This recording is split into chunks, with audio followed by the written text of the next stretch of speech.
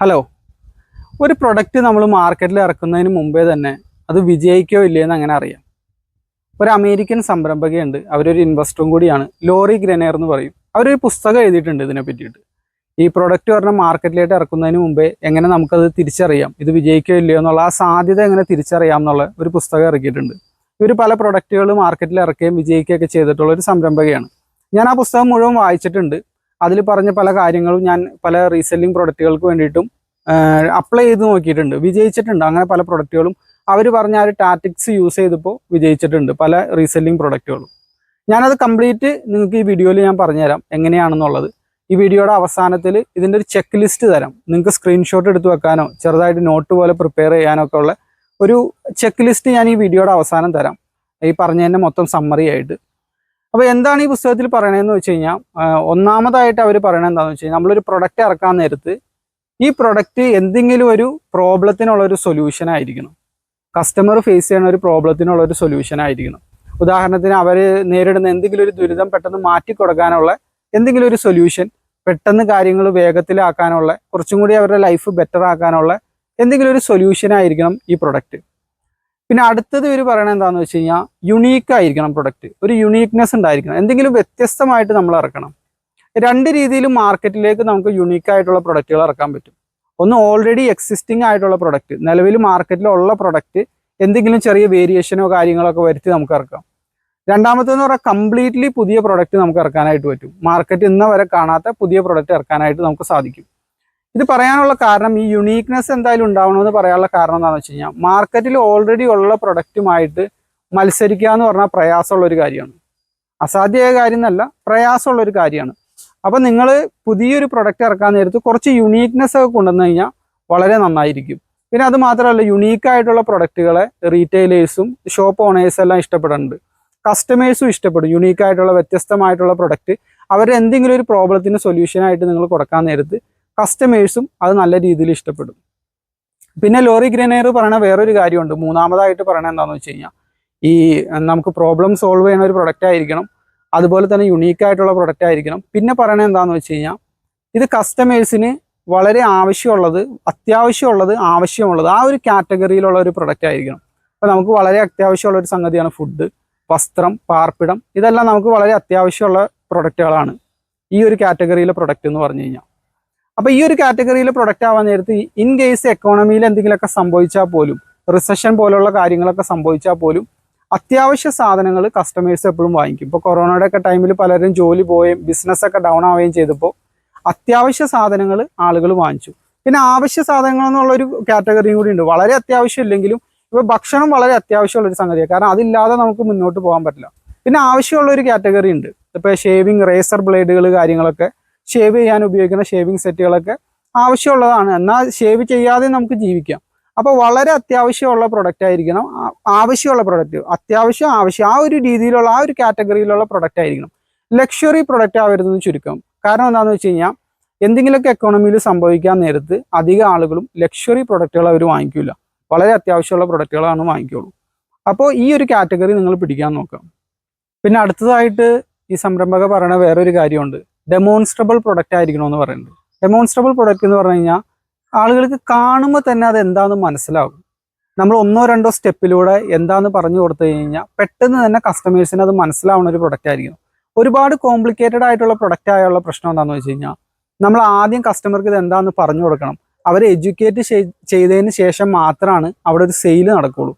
അപ്പോൾ അതെന്ന് പറഞ്ഞാൽ കുറച്ച് ചാലഞ്ചിങ് ആയിരിക്കും. ഇപ്പോൾ നമ്മൾ പ്രത്യേകിച്ച് ഓൺലൈനിലെല്ലാം ചെയ്യാൻ നേരത്ത് ഒരു ചെറിയ വീഡിയോ എല്ലാം മേക്ക് ചെയ്ത് ഇൻസ്റ്റഗ്രാം വഴിയും അതുപോലെ ഫേസ്ബുക്ക് വഴിയൊക്കെ വിൽക്കാൻ നേരത്ത് വളരെ കോംപ്ലിക്കേറ്റഡ് ആയിട്ടുള്ള പ്രൊഡക്റ്റാണ്, മണിക്കൂറുകൾ അല്ലെങ്കിൽ 10-30 മിനിറ്റൊക്കെ ഇരുന്ന് വിശദീകരിച്ച് കൊടുക്കേണ്ട പ്രൊഡക്റ്റ് ആണെങ്കിൽ അവിടെ സെയിൽ നടക്കാനുള്ള സാധ്യത കുറവാണ്. പെട്ടെന്ന് തന്നെ 3-4 സ്റ്റെപ്പിലൂടെ തന്നെ ഇതെന്താ പ്രൊഡക്റ്റ് എന്ന് കസ്റ്റമേഴ്സിന് മനസ്സിലാവുകയാണെങ്കിൽ ആ പ്രൊഡക്റ്റിന് നല്ല രീതിയിലുള്ള സെയിൽ മാർക്കറ്റിൽ കിട്ടും.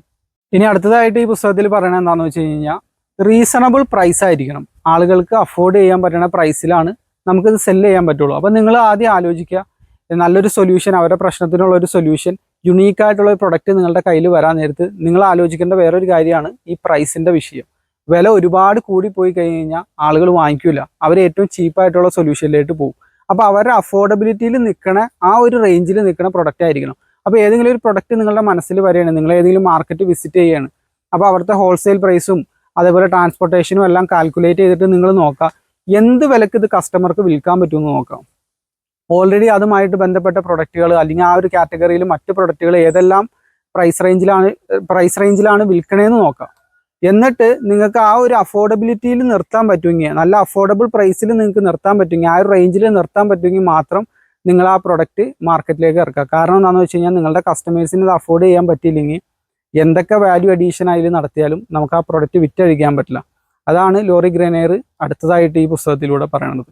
ഇനി അടുത്തതായിട്ട് ലോറി ഗ്രനേർ പറയണത് എന്താണെന്ന് വെച്ച് കഴിഞ്ഞാൽ ടാർഗറ്റഡ് മാർക്കറ്റ് ഏതാണെന്നുള്ളതാണ്. നമ്മുടെ ടാർഗറ്റഡ് മാർക്കറ്റ് എന്ന് പറഞ്ഞു കഴിഞ്ഞാൽ ഏത് വിഭാഗം കസ്റ്റമേഴ്സിനാണ് നമ്മൾ വിൽക്കണമെന്നുള്ളതാണ്. ഈ സംരംഭകയുടെ അഭിപ്രായ പ്രകാരം ഏറ്റവും കൂടുതൽ ആളുകൾ ഉള്ളൊരു മാർക്കറ്റിലേക്ക് നിങ്ങൾ ഇറക്കാം. അതായത് മാസ് ഓഡിയൻസിന് അപ്പീലിംഗ് ആയിട്ടുള്ള പ്രൊഡക്റ്റുകൾ ഇറക്കാം. ഇപ്പം ആണ് പെണ്ണ് വ്യത്യാസമില്ലാതെ, തമിഴൻ മലയാളി വ്യത്യാസമില്ലാതെ, കുട്ടി മുതിർന്നവർ വ്യത്യാസമില്ലാതെ, അങ്ങനെ എല്ലാവർക്കും അപ്പീലിംഗ് ആയിട്ടുള്ള ഒരു പ്രൊഡക്റ്റ് ഇറക്കി കഴിഞ്ഞ് കഴിഞ്ഞാൽ അതിൻ്റെ സെയിൽസ് വോളിയം കൂടും, സെയിൽസിൻ്റെ നമ്പർ കൂടും, അതനുസരിച്ച് നമ്മുടെ പ്രോഫിറ്റും കൂടും. വളരെ നീഷ് മാർക്കറ്റ് ആവാൻ നേരത്തുള്ള പ്രശ്നം എന്ന് പറഞ്ഞാൽ, നീഷ് മാർക്കറ്റ് എന്ന് പറഞ്ഞു കഴിഞ്ഞാൽ ഒരു മാർക്കറ്റിൻ്റെ ഒരു ഉപവിഭാഗം, അവിടെ കുറച്ച് കസ്റ്റമേഴ്സ് മാത്രമേ ഉണ്ടാവുള്ളൂ. ഇപ്പോൾ ഒരു ഉദാഹരണം പറയുകയാണെങ്കിൽ ടീഷർട്ട് മാർക്കറ്റ് എന്ന് പറഞ്ഞാൽ വലിയ മാർക്കറ്റാണ്. അതിൻ്റെ ഒരു ഉപവിഭാഗമാണ് പ്ലസ് സൈസിലുള്ള അമിതവണ്ണം ഉള്ള ആളുകൾക്ക് മാത്രം വിൽക്കുന്ന ടീഷർട്ട്. അപ്പോൾ ആ ഒരു കാറ്റഗറി എന്ന് പറഞ്ഞു കഴിഞ്ഞാൽ വളരെ നീഷ് മാർക്കറ്റാണ്, കുറഞ്ഞ കസ്റ്റമേഴ്സ് മാത്രമേ ഉണ്ടാവുള്ളൂ. അപ്പോൾ നമ്മുടെ സെയിൽസ് വോളിയം കുറയും, സെയിൽസിൻ്റെ എണ്ണം കുറയും, അതുമൂലം നമ്മുടെ പ്രോഫിറ്റും കുറയാൻ സാധ്യതയുണ്ട്. അപ്പോൾ എപ്പോഴെങ്കിലും ഒരു പ്രൊഡക്റ്റ് നിങ്ങൾ ഇറക്കുകയാണെങ്കിൽ അധികം ആളുകളിലേക്ക് ഇത് എത്തിപ്പെടുന്ന പ്രൊഡക്റ്റുകളാണെങ്കിൽ, അല്ലെങ്കിൽ അധികം ആളുകൾക്ക് ഉപകാരപ്പെടുന്ന പ്രൊഡക്റ്റ് ആണെങ്കിൽ നമുക്ക് നല്ല രീതിയിൽ സെയിൽസ് വോളിയം കിട്ടും. ഇത് ലോറി ഗ്രനേറുടെ ഒരു അഭിപ്രായമാണ്. പിന്നെ ഈ നീഷ് മാർക്കറ്റിന്റെ കാര്യം പറഞ്ഞത് ഈ സംരംഭക വേറൊരു കാര്യം കൂടി പറഞ്ഞു നിർത്തുന്നുണ്ട്. നീഷ് മാർക്കറ്റിൽ ഇറക്കുന്ന പ്രൊഡക്റ്റുകൾ എല്ലാം ഫെയിൽ ആവും എന്നുള്ള അർത്ഥത്തിലല്ല. പല നല്ല രീതിയിലും വിറ്റ് പോകുന്ന പ്രൊഡക്റ്റുകൾ ഉണ്ട്. പക്ഷെ നിങ്ങൾ തുടങ്ങാൻ നേരത്ത് എപ്പോഴും ആ ഒരു ചെറിയ ഉപവിഭാഗം പിടിക്കാതെ ഒരു വാസ്റ്റ് ആയിട്ടുള്ള ഒരു മാർക്കറ്റ് പിടിച്ചു കഴിഞ്ഞാൽ നിങ്ങളുടെ സെയിൽസ് വോളിയം കൂടുമെന്നാണ് ഉദ്ദേശിച്ചത്. അതല്ലാതെ നീഷ് മാർക്കറ്റിൽ ഇറക്കുന്ന എല്ലാ പ്രൊഡക്റ്റുകളും ഫെയിൽ ആവും എന്നുള്ള അർത്ഥത്തിലല്ല. പിന്നെ അടുത്തത് പറയണത് എന്താണെന്ന് വെച്ച് കഴിഞ്ഞാൽ മാനേജബിൾ സൈസിലുള്ള പ്രൊഡക്റ്റ് ആയിരിക്കണം. അതായത് വലിയ വലിപ്പമുള്ള പ്രൊഡക്റ്റുകളൊന്നും നമ്മൾ എടുത്ത് സെല്ല് ചെയ്യാൻ നോക്കരുത്. അതിന് പല പ്രശ്നങ്ങളുണ്ട്. ഒന്നാമതായിട്ടുള്ള പ്രശ്നം എന്താണെന്ന് വെച്ച് കഴിഞ്ഞാൽ നമ്മൾ പുറത്ത് സെല്ല് ചെയ്യാൻ നേരത്ത്, ഓൺലൈനിൽ പുറത്ത് സെല്ല് ചെയ്യാൻ നേരത്ത് സൂപ്പർ മാർക്കറ്റുകളിലും പല സ്ഥലങ്ങളിലും എല്ലാം ഷെൽഫിന് വലിയ വലിപ്പമില്ല. അപ്പോൾ എന്ന് വെച്ചാൽ വലിയ പ്രൊഡക്റ്റ് അവിടെ ഡിസ്പ്ലേ ചെയ്യാൻ പറ്റില്ല. പിന്നെ വലിയ പ്രൊഡക്റ്റുകൾക്കെല്ലാം ഈ റിയൽ എസ്റ്റേറ്റിന് നമ്മൾ ചെറിയ വാടകയൊക്കെ കൊടുക്കേണ്ടതായിട്ട് വരും. അപ്പോൾ അങ്ങനെ ഒരു തലവേദനയുണ്ട്. പിന്നെ ട്രാൻസ്പോർട്ടേഷന് ബുദ്ധിമുട്ടായിരിക്കും, ഒരു സ്ഥലത്ത് നിന്ന് വേറെ സ്ഥലത്തേക്ക് കൊണ്ടുപോകാൻ ഈ വലിയ പ്രൊഡക്റ്റ് ബുദ്ധിമുട്ടായിരിക്കും. ഓൺലൈനിൽ ചെയ്യാൻ ഇത് ബുദ്ധിമുട്ടായിരിക്കും. നമുക്ക് കൊറിയർ അയച്ചു കൊടുക്കാൻ നേരത്ത് കൊറിയർ കമ്പനികൾ ഷിപ്പിംഗ് ചാർജൊക്കെ ഈടാക്കുന്നത് ഇതിൻ്റെ തൂക്കവും വലിപ്പമൊക്കെ അടിസ്ഥാനത്തിലാണ്. അപ്പോൾ വലിയ വലിപ്പമുള്ള പ്രൊഡക്റ്റുകൾ നിങ്ങൾ മാക്സിമം ഒഴിവാക്കുക. വലിപ്പമുള്ള പ്രൊഡക്റ്റുകൾ വിൽക്കുന്ന എല്ലാ ബിസിനസ്സുകളും ഫെയിലാവും എന്നുള്ള അർത്ഥത്തിലല്ല ഈ പറയണത്. നമ്മൾ തുടങ്ങാൻ നേരത്ത് ഇത്തരം കാര്യങ്ങളൊക്കെ ശ്രദ്ധിച്ചു കഴിഞ്ഞാൽ നമ്മളുടെ ആ ഒരു പ്രൊഡക്റ്റ്, ആ ഒരു ബിസിനസ് വിജയിക്കാനുള്ള സാധ്യത ഉണ്ടെന്നാണ് ലോറി ഗ്രനേർ പറയണത്. അതുപോലെ തന്നെ അടുത്തതായിട്ട് പറയണത് എന്താണെന്ന് വെച്ച് കഴിഞ്ഞാൽ ഓബിയസ് ത്രെട്ട് ഉള്ള ഒരു പ്രൊഡക്റ്റ് ആവരുത്. അതായത് കൺസ്യൂമർക്ക് നമ്മളുടെ പ്രൊഡക്റ്റ് വാങ്ങിച്ചതിന് ശേഷം എന്തെങ്കിലുമൊക്കെ ചെറിയ പ്രശ്നം കൊണ്ട് വലിയ അപകടം സംഭവിക്കുന്ന പ്രൊഡക്റ്റുകൾ നമ്മൾ പരമാവധി ഒഴിവാക്കുക. ഇപ്പോൾ എന്തെങ്കിലുമൊക്കെ കെമിക്കലുകൾ അതെല്ലാം കറക്റ്റ് അളവിലൊന്നും നമ്മൾ ചെയ്തില്ലെങ്കിൽ വലിയ അപകടം സംഭവിക്കും. പല പ്രൊഡക്റ്റുകളും അങ്ങനെയുണ്ട്. ഇപ്പോൾ ഫയർ വർക്ക് പ്രൊഡക്റ്റുകളെല്ലാം ഉണ്ടല്ലോ, നമുക്കത് കൊറിയർ അയക്കാനൊന്നും പറ്റില്ല. ചെറിയ എന്തെങ്കിലുമൊക്കെ അശ്രദ്ധ മൂലം എന്തെങ്കിലുമൊക്കെ വലിയ അപകടം കൺസ്യൂമർക്ക് സംഭവിച്ചു കഴിഞ്ഞാൽ ആ ഒരു പ്രൊഡക്റ്റ് നല്ല രീതിയിൽ പോവില്ല. അതിനർത്ഥം ഈ കെമിക്കൽ വിൽക്കുന്ന എല്ലാവരും ഫെയിലാവും, അതുപോലെ തന്നെ പടക്കക്കട തുടങ്ങുന്ന എല്ലാവരും ഫെയിലാവും എന്നുള്ള അർത്ഥത്തിലല്ല ഇവരിത് പറയണത്. നമുക്ക് ചെറുതായിട്ടൊന്ന് സേഫായിട്ടൊക്കെ ഒന്ന് പോകണം. തുടക്കക്കാരനാണ്, നല്ല രീതിയിൽ അതെങ്ങനെയും മെച്ചപ്പെടുത്തി കൊണ്ടുവരണമെന്നുണ്ടെങ്കിൽ ഇത്തരം കാര്യങ്ങളൊക്കെ തുടക്കത്തിൽ ഒഴിവാക്കി കഴിഞ്ഞാൽ തുടക്കം തന്നെ അതിൽ പിടിക്കാതിരുന്ന നന്നായിരിക്കും. അത് സജഷൻ പോലെ തന്നെയാണ്. സേഫ്റ്റി പെട്ടെന്ന് തന്നെ കൺസ്യൂമർക്ക് ഇപ്പോൾ ബേബി പ്രൊഡക്റ്റുകളെല്ലാം ടോയ്സ് എല്ലാം ഇറക്കാൻ നേരത്ത് ചെറിയ ബേബീസിനുള്ള ടോയ്സ് അവരെപ്പോഴും അത് വായിൽ വെച്ച് കടിക്കാനൊക്കെ സാധ്യതയുണ്ട്. അപ്പോൾ അതിൻ്റെ മെറ്റീരിയലൊക്കെ ടോക്സിക് ആണെങ്കിൽ പ്രശ്നം വരും. പിന്നെ കേസ് കാര്യങ്ങളൊക്കെ ആയിട്ട് നമ്മൾ മുന്നോട്ട് പോകേണ്ട വരും. അപ്പോൾ തുടക്കം തന്നെ അത്തരത്തിലുള്ള പ്രൊഡക്റ്റുകൾ, ഒരുപാട് അപകടം കൊണ്ടുതന്നെ പ്രൊഡക്റ്റുകൾ നമ്മൾ തുടക്കം തന്നെ ഒഴിവാക്കാമെന്ന് ലോറി പറയുന്നുണ്ട് ഇതിൽ. പിന്നെ അടുത്തതായിട്ട് പറയണത് എന്താണെന്ന് വെച്ച് കഴിഞ്ഞാൽ കൺസ്യൂമബിൾ കാറ്റഗറിയിലുള്ള പ്രൊഡക്റ്റുകളാണെങ്കിൽ നല്ല രീതിയിൽ ആ ബിസിനസ് ത്രൈവ് ചെയ്യും. അതിൻ്റെ കാരണം പറയണതെന്ന് വെച്ചാൽ എന്താണ് കൺസ്യൂമബിൾ എന്ന് പറഞ്ഞാൽ ഒരാളൊരു പ്രൊഡക്റ്റ് വാങ്ങിച്ച് ഉപയോഗിക്കുന്നവരും തീർന്നു പോകുന്ന പ്രൊഡക്റ്റുകൾ, വീണ്ടും ആവശ്യമായിട്ട് വന്ന പ്രൊഡക്റ്റുകൾ. ഇപ്പോൾ ക്രീമുകളും കാര്യങ്ങളൊക്കെ ഉണ്ടല്ലോ, ബ്യൂട്ടി കോസ്മെറ്റിക് പ്രൊഡക്റ്റിൽ ക്രീം നമ്മൾ ഉപയോഗിക്കും, മുഖത്ത് തേക്കും, ഉപയോഗിക്കുന്നവരത് തീർന്നു പോകും. ഫുഡ് പ്രൊഡക്റ്റുകൾ, അപ്പാരൽസ്, ആ കാറ്റഗറിയിലുള്ള പ്രൊഡക്റ്റുകൾ ഉപയോഗിക്കുന്നവരത് തീരും. കുറച്ച് കാലം കഴിയാൻ നേരത്ത് വീണ്ടും ആ കസ്റ്റമർക്ക് ആ പ്രൊഡക്റ്റ് ആവശ്യമായിട്ട് വരും. അപ്പോൾ റിപ്പീറ്റഡ് ബിസിനസ് കിട്ടാനായിട്ട് നമുക്കത് ഉപകാരം ഉണ്ടാവും. കാരണം എന്താണെന്ന് വെച്ച് കഴിഞ്ഞാൽ ഒരു കസ്റ്റമറെ നമ്മൾ പുതിയൊരു കസ്റ്റമറെ കണ്ടെത്തുന്നതിൽ എളുപ്പമാണ് ശരിക്കും പറഞ്ഞു കഴിഞ്ഞാൽ വിറ്റ കസ്റ്റമർക്ക് വീണ്ടും വിൽക്കുന്നത്.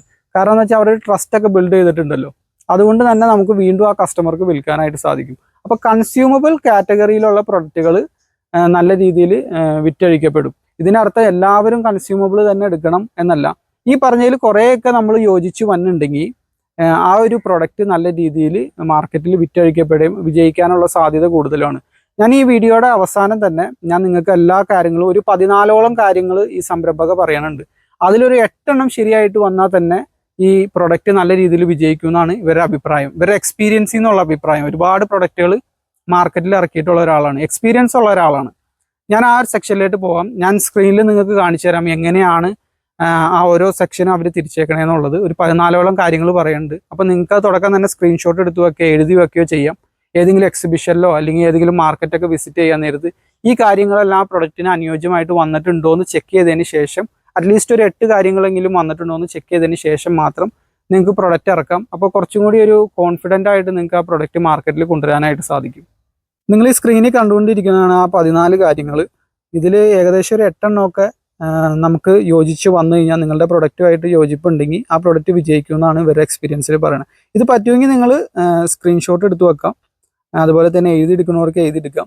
നേരത്തെ പറഞ്ഞ പോലെ എന്തെങ്കിലും എക്സിബിഷനോ കാര്യങ്ങളോ അല്ലെങ്കിൽ ഏതെങ്കിലും മാർക്കറ്റൊക്കെ വിസിറ്റ് ചെയ്യുമ്പോൾ ഒരു പ്രൊഡക്റ്റ് കണ്ടാൽ ഇതേപോലെ ആണെങ്കിൽ, ചിലവർ ചൈനയിലൊക്കെ പോകുന്നുണ്ട്, ഈ പല കാൻഡൻ ഫെയർ പോലുള്ള സംഗതികളൊക്കെ വിസിറ്റ് ചെയ്യണവരുണ്ട്. അപ്പോൾ അവർക്കൊക്കെ ഉപകാരപ്പെടും ഇത്തരം കാര്യങ്ങൾ ഇതായിട്ട് വന്നു കഴിഞ്ഞാൽ. ആദ്യം തന്നെ പറയണം, ഒന്നാമത്തെ നമുക്ക് നോക്കാം, ഇറ്റ് സെർവ്സ് എ ഫംഗ്ഷൻ എന്ന് പറയുന്നുണ്ട്. ഒരു പ്രത്യേക ഫംഗ്ഷൻ സെർവ് ചെയ്യണ ഒരു പ്രൊഡക്റ്റ് ആയിരിക്കണം.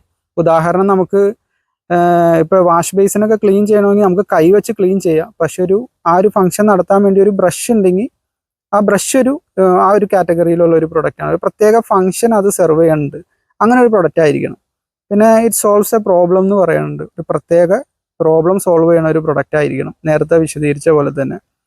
ഇറ്റ് ഈസ് യുണീക്കായിട്ടുള്ള ഒരു പ്രൊഡക്റ്റ്, അതായത് വ്യത്യസ്തമായിട്ടുള്ള, നേരത്തെ പറഞ്ഞ പോലെ തന്നെ വ്യത്യസ്തമായിട്ടുള്ള എന്തെങ്കിലും, മാർക്കറ്റ് മുമ്പ് കാണാത്ത എന്തെങ്കിലുമൊക്കെ വ്യത്യാസം കൊണ്ട് തന്നെ ഒരു പ്രൊഡക്റ്റ് ആയിരുന്നു കഴിഞ്ഞാൽ ആ പ്രൊഡക്റ്റ് നല്ല രീതിയിൽ വിറ്റുപോകും. പിന്നെ നേരത്തെ ഞാൻ മെൻഷൻ ചെയ്ത പോലെ തന്നെ people want or need it, വളരെ അത്യാവശ്യമുള്ള പ്രൊഡക്റ്റ്, ആവശ്യമുള്ള പ്രൊഡക്റ്റ്, ആ ഒരു കാറ്റഗറിയിലുള്ളത്. കാരണം ലക്ഷറി പ്രൊഡക്റ്റ് എന്നൊക്കെ പറഞ്ഞു കഴിഞ്ഞാൽ എപ്പോഴും എല്ലാവരും വാങ്ങിക്കണമല്ല, മാർക്കറ്റിലെ എല്ലാവർക്കും അത് അഫോർഡ് ചെയ്യാനും പറ്റില്ല. ഇറ്റ് ഈസ് ഡെമോൺസ്ട്രബിൾ എന്ന് അടുത്തതിൽ പറയുന്നുണ്ട്. 1-2 വാചകത്തിലൊക്കെ നമുക്കത് വിശദീകരിച്ച് കൊടുക്കാൻ പറ്റണം. കാണുമ്പോൾ തന്നെ ആ ഡെമോൺസ്ട്രേഷൻ ആ ഒരു വീഡിയോയിലൂടെ നമ്മൾ അവരെ മുൻനിർത്തി കാണിച്ചു കൊടുക്കാൻ നേരത്തെ തന്നെ പെട്ടെന്ന് മനസ്സിലാവണമായിരിക്കണം. ഇനി you can sell it at a reasonable price for what it is. ഏതൊരു പ്രൊഡക്റ്റ് ആണോ ആ പ്രൊഡക്റ്റിൻ്റെ ആ ഒരു കാറ്റഗറി ഉണ്ടല്ലോ, ആ കാറ്റഗറിയിൽ ആളുകൾക്ക് അഫോർഡബിൾ ആയിട്ടുള്ള റേറ്റിൽ നമ്മൾ കൊടുക്കണം. ഒരുപാട് പ്രൈസ് കൂട്ടിയിട്ട് കഴിഞ്ഞാൽ സെയിൽസ് വോളിയം കുറയും. അപ്പോൾ അഫോർഡബിലിറ്റി, ആളുകൾക്ക് അത് അഫോർഡ് ചെയ്യാൻ പറ്റുമോ എന്നുള്ളതും നിങ്ങൾ മനസ്സിൽ കരുതണം. പിന്നെ it is appealing to the mass market, അതാണ് ഞാൻ നേരത്തെ പറഞ്ഞത്. ടാർഗറ്റഡ് മാർക്കറ്റ് ഏതാണെന്ന് നോക്കണം. എല്ലാ ആളുകൾക്കും, അതായത് ആണ് പെണ്ണ് വ്യത്യാസമില്ലാതെ, തമിഴൻ മലയാളി എന്നുള്ള ആ ഒരു വ്യത്യാസമില്ലാതെ അധികം ആളുകൾക്ക് ഉപയോഗിക്കാൻ പറ്റുന്ന പ്രൊഡക്റ്റ് ആണെങ്കിൽ സെയിൽസ് വോളിയം കിട്ടുന്നു, ഒരുപാട് സെയിൽ അവിടെ നടക്കും. കാരണം എല്ലാവർക്കും അത് പറ്റുമല്ലോ. പിന്നെ അടുത്ത് പറയണ there are not a lot of competitors. ഇത് പ്രത്യേകം നിങ്ങൾ ശ്രദ്ധിക്കണം. കേരളത്തിലെ പലരും ചെന്ന് ചാടണ ഒരു കുഴിയാണ്. എന്താണെന്ന് വെച്ച് കഴിഞ്ഞാൽ ഒരുപാട് ആളുകൾ ഇറങ്ങി വളരെ സാച്ചുറേറ്റഡ് ആയിട്ടുള്ള ഒരു മാർക്കറ്റിലേക്ക് പരമാവധി ഇറങ്ങാതിരിക്കുക. കാരണം എന്ന് വെച്ച് കഴിഞ്ഞാൽ ഓൾറെഡി ഒരുപാട് പ്ലേയേഴ്സ് അതിലുണ്ട്. നിങ്ങളും അതിൻ്റെ കൂട്ടത്തിലേക്ക് ചെന്ന് പ്രൈസ് വാറിലൊക്കെ ഏർപ്പെട്ട് പരാജയപ്പെടുന്നതിലും നല്ലത് വലിയ കോമ്പറ്റീഷനൊന്നും ഇല്ലാത്ത മാർക്കറ്റുകൾ പിടിക്കുക എന്നുള്ളതാണ്. ഒരുപാട് കാറ്റഗറി പ്രൊഡക്റ്റ് ഉണ്ട് കേരളത്തിൽ, ഒരുപാട് പേര് തുടങ്ങി. എളുപ്പത്തിൽ തുടങ്ങാൻ പറ്റണതെല്ലാം അധികം ആളുകൾ ഓൾറെഡി തുടങ്ങിയിട്ടുണ്ടാവും. അപ്പോൾ നിങ്ങൾ ഏതെങ്കിലും കോമ്പറ്റീഷൻ കുറഞ്ഞ ഫീൽഡ് പിക്ക് ചെയ്യാമെന്ന് പറഞ്ഞിട്ടുണ്ട്. പിന്നെ it is A consumable product ആയി കഴിഞ്ഞാൽ റിപ്പീറ്റഡ് ബിസിനസ് നമുക്ക് കിട്ടും. കാരണം അത് ഉപയോഗിക്കുന്നതോരം തീർന്നു കഴിയാൻ നേരത്ത് വീണ്ടും ആ പ്രൊഡക്റ്റ് ആവശ്യമായിട്ട് വരും. അപ്പോൾ നമുക്ക് റിപ്പീറ്റഡ് ബിസിനസ് അവിടെ കിട്ടും. പിന്നെ പറയണതെന്ന് വെച്ച് കഴിഞ്ഞാൽ it poses no obvious danger to the public. നേരത്തെ പറഞ്ഞ പോലെ തന്നെ പബ്ലിക്കിന് പ്രത്യേകമായിട്ട് വലിയ ത്രെട്ട് ഒന്നും വരരുത്. വല്ല പൊട്ടിത്തെറിച്ച് ചെറിയ മിക്സിങ്ങിലൊക്കെ എന്തെങ്കിലുമൊക്കെ പ്രശ്നം വന്നു കഴിഞ്ഞാൽ മരണമൊക്കെ സംഭവിക്കണം. അത്തരത്തിലുള്ള പ്രശ്നമൊന്നുള്ള പ്രൊഡക്റ്റുകളൊന്നും നമ്മൾ ചാടിക്കേറി പിടിക്കാതിരിക്കുക. അത്തരം പ്രൊഡക്റ്റ് വിൽക്കുന്നവരൊക്കെ നിങ്ങൾ കണ്ടിട്ടുണ്ടാവും. പക്ഷേ തുടക്കത്തിൽ അതൊന്നും നിങ്ങൾ സേഫ് റൂട്ട് പിക്ക് ചെയ്യുക എന്നുള്ളതാണ് ഇതിൽ നിന്ന് കിട്ടുന്നത് ഒരു പാഠം. പിന്നെ അടുത്തത് you can explain it in A few short sentences. ഇത് വളരെ ഇമ്പോർട്ടൻ്റ് ആയിട്ടുള്ള കാര്യം. ഇതെന്താണ് ഇവർ ഉദ്ദേശിക്കുന്നതെന്ന് വെച്ച് കഴിഞ്ഞാൽ ആ പ്രൊഡക്റ്റ് എന്താണെന്ന് ഒരു 3-4 സെൻറ്റൻസിൽ നമുക്ക് പറഞ്ഞു കൊടുക്കാൻ പറ്റണം. ഇല്ലെങ്കിൽ ഉള്ള പ്രശ്നം എന്താണെന്നറിയോ, ഈ ഒരുപാട് കസ്റ്റമറെ എഡ്യൂക്കേറ്റ് ചെയ്ത് അവരെ കൺവിൻസ് ചെയ്ത് നമ്മുടെ സമയവും അവരുടെ ടൈമും വേസ്റ്റ് ആണ്. എന്നാൽ സെയിൽ നടക്കൂല, പകുതി അവർക്ക് മനസ്സിലാവൂല, പകുതി നിങ്ങൾക്ക് മനസ്സിലാവൂല എന്താ പറയണേന്നുള്ളത്. അപ്പോൾ ഒരു 3-4 സെൻറ്റൻസിൽ നമുക്ക് കാര്യം പറഞ്ഞു കൊടുത്തു കഴിഞ്ഞാൽ ആളുകൾക്ക് മനസ്സിലാവണം പ്രൊഡക്റ്റ് ആയിരിക്കണം. ഇൻവെസ്റ്റർക്കോ അതല്ലെങ്കിൽ ബാങ്കിനോ ഒന്നും മനസ്സിലായിട്ട് കാര്യമില്ല. നമുക്ക് കസ്റ്റമർ, നിങ്ങളുടെ ടാർഗറ്റഡ് ഓഡിയൻസിന് അത് പെട്ടെന്ന് മനസ്സിലായില്ലെങ്കിൽ അവിടെ സെയിൽ നടക്കാനുള്ള സാധ്യത കുറവാണ്. ഇത് പ്രത്യേകം ശ്രദ്ധിക്കാം. പിന്നെ you have A patent or patents എന്ന് പറഞ്ഞിട്ടുണ്ട്. ഇത് ഇൻവെന്റ് ചെയ്യുന്ന ആളുകളെ പറ്റിയിട്ടാണ് ഇവർ പറഞ്ഞേക്കുന്നത്. അതായത് നിങ്ങൾ എന്തെങ്കിലും കംപ്ലീറ്റ്ലി പുതിയൊരു പ്രൊഡക്റ്റ് കൊണ്ടുവരികയാണ്, ഒരു കംപ്ലീറ്റ്ലി പുതിയൊരു ഇൻവെൻഷൻ ആണെങ്കിൽ നിങ്ങളൊരു പാറ്റന്റ് എടുത്തു കഴിഞ്ഞാൽ നന്നായിരിക്കും എന്ന് പറയുന്നുണ്ട്. ഇനി അടുത്തത് പറയണത് എന്താണെന്ന് വെച്ച് കഴിഞ്ഞാൽ it appeals to a wide age range എന്ന് പറയുന്നുണ്ട്. അതായത് ഒരു പ്രത്യേക പ്രായക്കാർക്ക് മാത്രം ഉപയോഗിക്കാൻ പറ്റുന്ന പ്രൊഡക്റ്റ് അല്ലാതെ എല്ലാ ഏജ് റേഞ്ചിലുള്ള ആളുകൾക്കും ഒരുപോലെ ഉപയോഗിക്കാൻ പറ്റുന്ന പ്രൊഡക്റ്റ്. ഇപ്പോൾ ഉദാഹരണം ഇപ്പോൾ ഹാൻഡ് വാഷ് ഒക്കെ പറഞ്ഞു കഴിഞ്ഞാൽ എല്ലാവരും ഹാൻഡ് വാഷ് തുടങ്ങണമെന്നുള്ള അർത്ഥത്തിലല്ല പറയണത്. ഹാൻഡ് വാഷ് ഇപ്പോൾ 16 വയസ്സുകാരന് ഉപയോഗിക്കുക, 35 വയസ്സുകാരന് ഉപയോഗിക്കുക, 60 വയസ്സുകാരന് ഉപയോഗിക്കുക. ഇപ്പോൾ ഹാൻഡ് വാഷ് ഒക്കെ പോലെ എല്ലാ എന്താ പറയുക ഏജ് റേഞ്ചിലുള്ളവർക്ക് ഉപയോഗിക്കാൻ പറ്റണം. അപ്പോൾ തന്നെ ഒരു മാസ് മാർക്കറ്റ് ആയല്ലോ അത്. ഇനി അവസാനമായിട്ട് പറയുന്നത് it is manageable in size എന്ന് പറയുന്നുണ്ട്. നേരത്തെ പറഞ്ഞ പോലെ തന്നെ സ്മോൾ സൈസുള്ള പ്രൊഡക്റ്റുകൾ നമ്മൾ പിക്ക് ചെയ്യാം. വലിയ സൈസ് ആയി കഴിഞ്ഞ് കഴിഞ്ഞാൽ പല പ്രശ്നങ്ങളും ഉണ്ട്. പിന്നെ ഇവർ പറഞ്ഞു നിർത്തുന്ന ഈ 14 കാര്യം ഇങ്ങനെ തന്നെ വന്നാലേ പ്രൊഡക്റ്റ് വിജയിക്കും എന്നുള്ള അർത്ഥത്തിലുള്ള ഒരു 8ഓളം കാര്യങ്ങളൊക്കെ ഉണ്ടെങ്കിൽ ഇവരുടെ എക്സ്പീരിയൻസിൽ ഇവർ പറയണ ആ പ്രൊഡക്റ്റ് വിജയിക്കാനുള്ള സാധ്യത വളരെ കൂടുതലാണെന്നുള്ളതാണ്. ഒരു 8ഓളം കാര്യങ്ങളൊക്കെ നമുക്കിത് ചെക്ക് മാർക്ക് ചെയ്ത് ചെക്ക് ലിസ്റ്റ് എന്നാണ് ഇതിന് പറയുന്നത്. അതിന് ടിക്ക് ഇട്ട് കൊടുത്തു കഴിഞ്ഞ് കഴിഞ്ഞാൽ ഒരു 8 കാര്യങ്ങളൊക്കെ ഇതിലൂടെ വന്നിട്ടുണ്ടെങ്കിൽ ആ പ്രൊഡക്റ്റ് വിജയിക്കും. ഇവർ മറ്റ് കമ്പനികളിലൊക്കെ ഇൻവെസ്റ്റ് ചെയ്യാൻ നേരത്ത് മറ്റ് സംരംഭകരെ കണ്ട് അവരുടെ പ്രൊഡക്റ്റ് കണ്ട് മനസ്സിലാക്കാൻ നേരത്ത് അവർ ഈ ചോദ്യങ്ങൾ ചോദിച്ചതിന് ശേഷമാണ് അവർ ഇൻവെസ്റ്റ് ചെയ്യണത്.